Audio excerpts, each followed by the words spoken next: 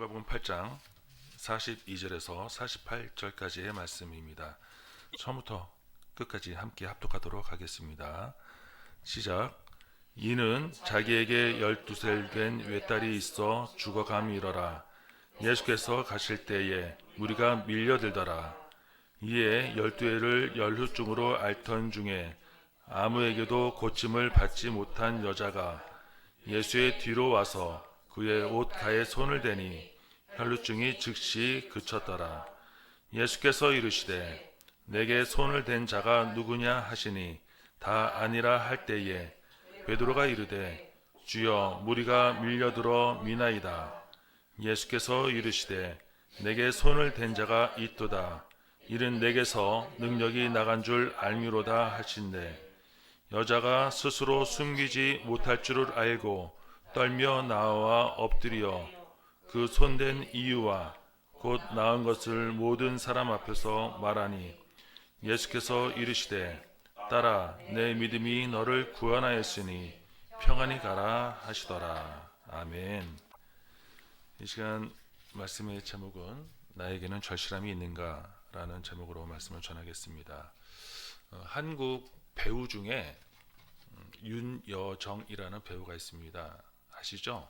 예, 재작년에 우리나라 최초로 미국 아카데미 여우 조연상을 수상했던, 이제는 대한민국을 대표하는 그런 배우가 됐습니다. 그분이 20대 때 한참 스타 배우로 잘 나가던 시기에 27살에 갑자기 가수 조영남 씨하고 결혼을 하고 미국으로 건너와서 아들 둘 낳고 잘 살다가 13년 만에 이혼을 하고 아들 둘과 먹고 살기 위해서 다시 배우로 복귀해서 성공한 배우죠. 이분의 인터뷰한 내용이 있어서 잠시 소개를 하려고 합니다. 우리 영상을 함께 보시겠습니다. 배우 윤여정 씨는 이혼 후 돈이 필요했습니다. 가장으로서 두 아이를 먹여 살려야 했고 학교에 보내야 했어요. 그런데 세상의 시선은 참 차가웠습니다. 보수적인 사회 분위기 속에서 이혼녀라는 좋은 글씨 달고 사는 게 쉽지 않았어요. 모든 게 불공정하고 불공평하게 느껴졌지만 어쩔 수 없었습니다. 궁한 건 나였으니까요. 견뎌내야만 했습니다. 잘 나갔던 시절 기억은 다 버렸어요. 아무짝에도 쓸모없더라고요. 인간관계 다 끊고 문 닫고 귀도 닫았어요. 단역부터 별이 상한 역할까지 입금만 되면 다 했습니다. 영혼을 갈아 넣었어요. 연기 철학 그런 거 없었습니다. 오늘 잘해서 내일 또 불러주기를 바랐습니다. 절실한 마음으로 연기했어요. 이런 나의 연기가 마음에 들었는지 하나 둘박수 치는 사람들이 생기고 단역에서 조연으로 자리를 잡아갔습니다. 불공정하고 불공평한 순간들을 내 힘으로 돌파하려고 애쓰고 노력했던 시간들이 뼈가 되고 살이 된 것 같아요. 40대에 단역이 없었다면 70대에 아카데미도 없었을 거예요. 배고파서 시작한 연기였지만 이제는 내 삶의 일부가 되었어요. 죽는 날까지 꾸준히 연기하고 싶습니다라고 말했습니다. 되게 짧았죠. 예, 말도 빨리 해서 후딱 지나가서 다시 한번 제가 천천히 잠깐 읽어드리겠습니다. 이혼 후에 돈이 필요했습니다. 가장으로서 두 아이를 먹여 살려야 했고 학교에 보내야 했어요. 그런데 세상의 시선은 참 차가웠습니다. 보수적인 사회 분위기 속에서 이혼녀라는 좋은 글씨를 달고 사는 게 쉽지 않았어요. 모든 게 불공정하고 불공평하게 느껴졌지만 어쩔 수 없었습니다. 궁한 건 나였어요. 견뎌야만 했습니다. 잘 나가던 시절 기억은 다 버렸어요. 아무짝에도 쓸모없더라고요. 인간관계 다 끊고 눈 닫고 귀도 닫았어요. 단역부터 별 이상한 역할까지 입금이 되면 다 했습니다. 영혼을 갈아 넣었어요. 연기 철학 그런 거 몰라요. 오늘 잘해서 내일 또 불러주기를 바랬습니다. 절실한 마음으로 연기했어요. 이런 나의 연기가 마음에 들었는지 하나둘씩 박수치는 사람들이 생기더라고요. 단역에서 조연으로 자리 잡아갔습니다. 불공정하고 불공평한 순간들을 내 힘으로 돌파하려고 애쓰고 노력했던 시간들이 뼈가 되고 살이 된 것 같아요. 40대에 단역이 없었으면 70대에 아카데미도 없었을 거예요. 배고파서 시작한 연기였지만 이제는 내 삶의 일부가 되었어요. 죽는 날까지 꾸준히 연기하고 싶습니다. 예, 이런 내용이었습니다. 저는 이 영상을 보면서 이분이 성공할 수밖에 없었겠구나 라는 생각이 들었습니다. 물론 이분의 노력과 성공이 가정의 생계를 책임지기 위한 엄마로서의 노력부터 시작했지만 한마디로 절실함이 있었기 때문이었다는 거죠. 특히 중간에 영혼을 갈아 넣었어요 라는 말은 성공하지 못할 수가 없겠다. 그리고 이어서 하는 말이 오늘 잘해서 내일 또 불러주길 바랬다. 그러니까 오늘 잘 못하면 내일 안 불러주니까 그런 밥줄이 끊기니까 그래서 또 불러주기를 바랬기 때문에 오늘 최선을 다해서 잘해야 할 수밖에 없었던 분명한 이유가 있었던 거죠. 그야말로 세상 보이는 게 없는 찬밥 더운 밥 가릴 게 없는 절실한 집념이었다는 것입니다. 저는 이분의 사생활이나 영적인 상태까지는 모르겠고요. 그냥 누구나 인터넷 검색하면 아는 정도밖에 몰랐는데 우연히 보게 된 이 짧은 영상에서 절실함을 봤어요. 그리고 이 절실함이 오늘 본문에 나오는 혈루병 걸린 여인과 비슷할 수도 있겠다라는 생각이 들었습니다.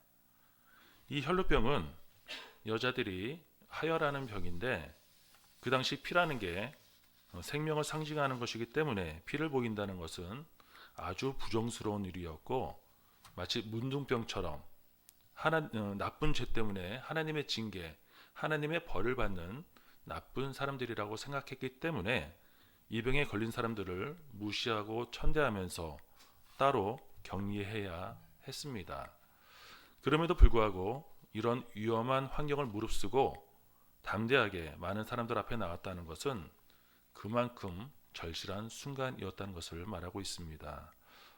그도 그럴 것이 그동안 이 병을 고치려고 온 재산을 다 쏟아 부었는데도 결국 돈만 날리고 고치지 못했거든요. 그래서 이 여자한테는 이젠 보이는 게 없는 거예요. 두려울 게 없는 거죠. 그러던 와중에 마침 수많은 병자들을 고친다는 예수님이 오신다는 소문을 듣고 따로 격리해야 함에도 불구하고 많은 사람들 사이로 비집고 들어가서 마침내 예수님의 옷자락을 만져서 나음을 받고 예수님으로부터 직접 구원을 받습니다. 그럼 먼저 여기서 하나 짚고 넘어가죠. 아픈 사람이 예수님의 옷에 손을 대면 그 병이 다 낫습니까? 사실 이거는 아주 조심해야 하는 자칫 미신적인 행위로 될 수가 있거든요. 우리도 교회 다니면서 알게 모르게 이런 미신적인 생각과 행동들을 은근히 많이 하게 됩니다. 제가 어릴 때 다니던 모교회에서 한 번은 제 후배가 같은 교회 다니는 자매를 만나서 교제를 하게 되었어요.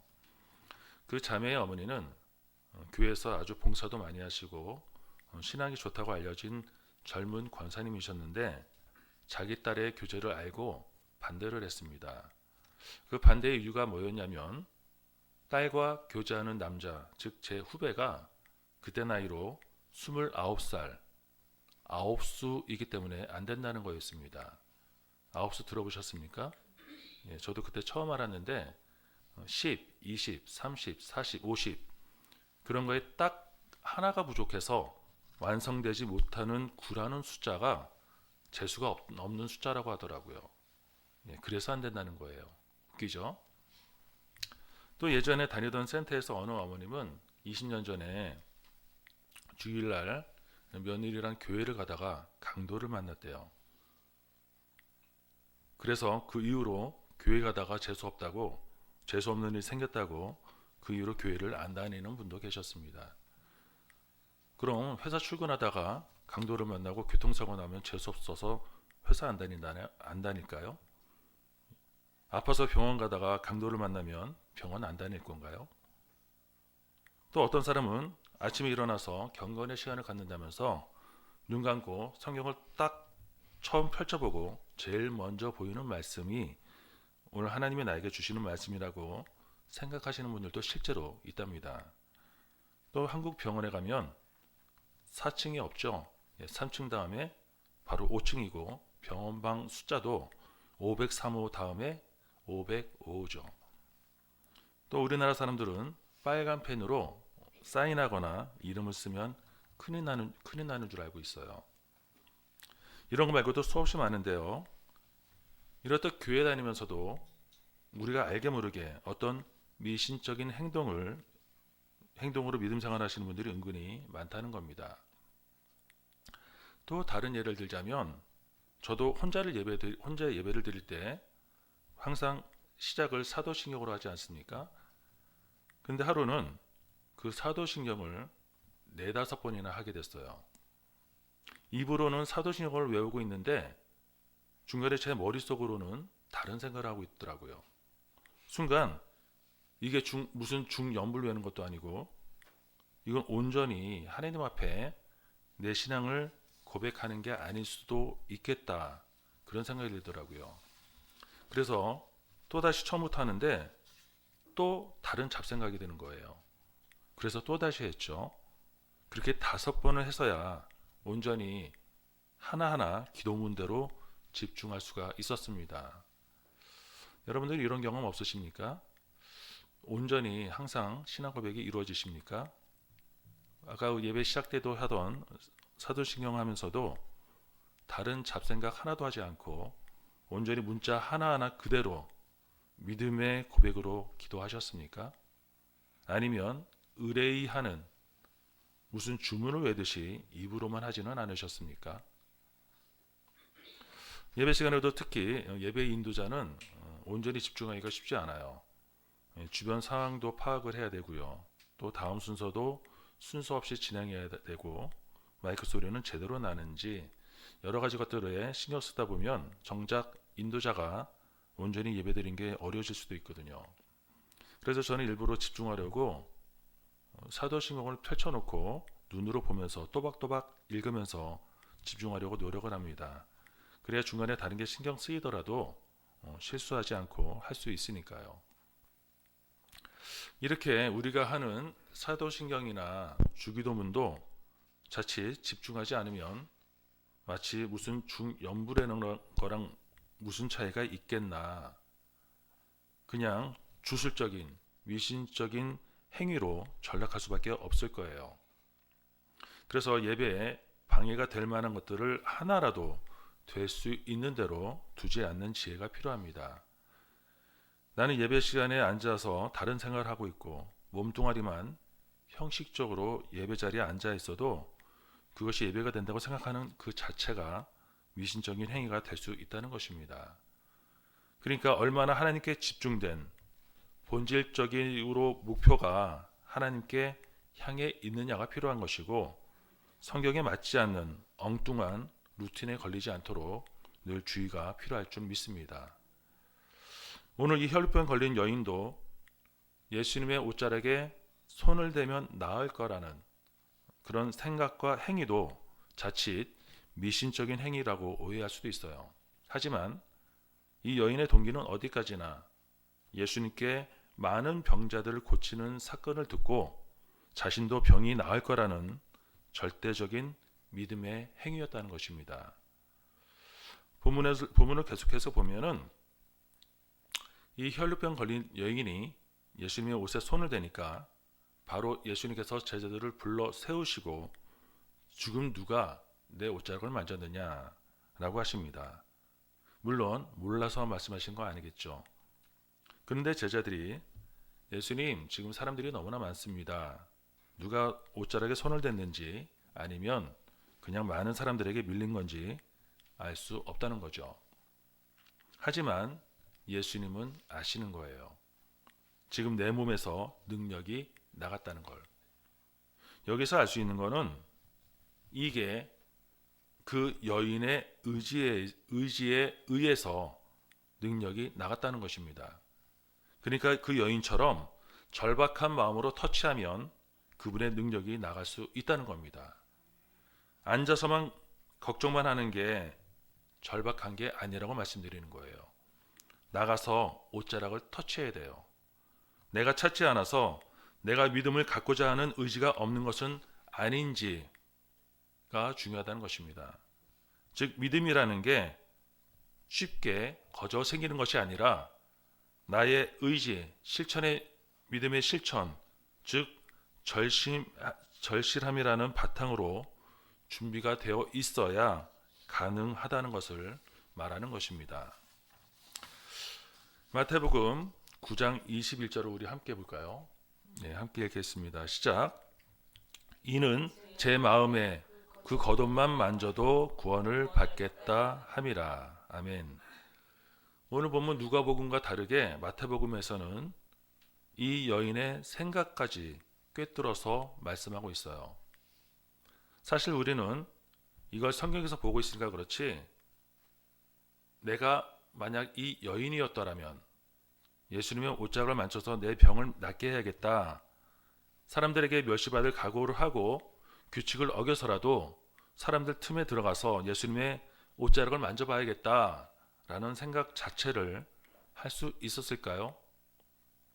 그게 쉬운 게 아니거든요. 그냥 드는 생각이 아니라는 것입니다. 평소 꾸준히 생각하고 기도하고 간구하고 준비되어져 있었기 때문에 가능하다는 것입니다. 그리고 항상 그렇게 생각하고 기도해 왔다는 것은 바로 그녀의 절실함이 있었기 때문이라는 것이죠. 우리도 믿음 생활하면서 능력을 받고 하나님의 음성을 듣는 것도 절대로 거저되는 일은 없을 것입니다. 어떤 신앙적인 지혜를 얻는 것도 절대로 그냥 생기는 게 아니라는 것입니다. 평소 절실함으로 하나님과의 가까운 교제 속에 있을 때 늘 하나님과 가까운 거리를 유지하려고 절실하게 노력하고 있을 때 하늘이 주시는 지혜를 얻을 수 있을 줄 믿습니다. 바로 이게 혈루병 걸린 여인이 우리에게 주는 교훈인 것이죠. 어려운 일이 생겼을 때 움직이면서 절실하게 노력하는 믿음으로 하나님을 떠올리는 것, 그런 진짜 믿음으로 하늘의 지혜를 더 강력하게 사모하시는 여러분들이 되시기를 축원합니다. 말씀을 정리합니다. 아까 처음에 얘기했던 그 윤여정이라는 배우가 했던 말 중에 하나를 더 소개하려고 합니다. 그분이 이런 말을 했어요. 배우는 목숨 걸고 안 하면 안 돼. 한씬 한씬 떨림이 없는 연기는 죽어 있는 거라고. 멋있는 말이죠. 저는 이 말이 이렇게 들렸어요. 믿음은 목숨 걸고 하지 않으면 안 돼. 기도 하나하나 절실함이 없는 기도는 죽어 있는 거라고. 그래서 공식을 하나 만들어 왔습니다. 절실함, 니꼴, 믿음, 니꼴, 동기부여. 절실함은 믿음이라고 할 수 있어요. 그리고 그 절실함은 우리의 믿음 생활에 동기부여를 만들어내서 결과로, 열매로 나타낼 수 있다는 것입니다. 우리가 왜 열심히 신앙생활, 믿음 생활하는 모습의 상태로 나타나게 되어 있다는 것이죠. 즉 우리를 믿음의 자리로 나아가게 만드는 원인은 절실함이다. 자, 한번 따라서 하겠습니다. 절실함을 갖자. 한 번 더 하겠습니다. 절실하게 믿겠습니다. 우리 속담에 이런 말이 있죠. 물에 빠지면 지푸라기라도 잡는다. 도움도 되지 않는 지푸라기라도 잡는 이유는 혹시라도 어쩌다가 조금이라도 도움이 될까봐 본능적으로 보이는 대로 잡게 된다는 것입니다. 왜? 살아야 되니까. 지금 우리가 세상에 빠져 살잖아요. 아무리 주일날 교회 와서 예배는 드리고 있지만 우리의 모습을 보면 솔직히 세상에 더 빠져 있는 것을 부인할 수 없을 것입니다. 그래서 뭐라도 잡아야 하는데 기왕이면 아무 술자개도 없는 지푸라기를 잡지 마시고 하늘의 지혜를 잡으시길 축복합니다. 이 세상의 주인이신 예수님의 손을 잡으시기를 축복합니다. 지푸라기를 잡으면서 시간 낭비, 에너지 낭비하지 마시고 제대로 된 걸 절실한 마음으로 잡으시길 축복합니다. 즉 천국은 절실한 자만이 갈 수 있다는 것을 기억해야 할 것입니다. 절실한 믿음을 달라고 기도하면서 굳건한 믿음이 생길 때까지, 최후 승리를 얻을 때까지 절실한 마음으로 매달리시기를 바랍니다.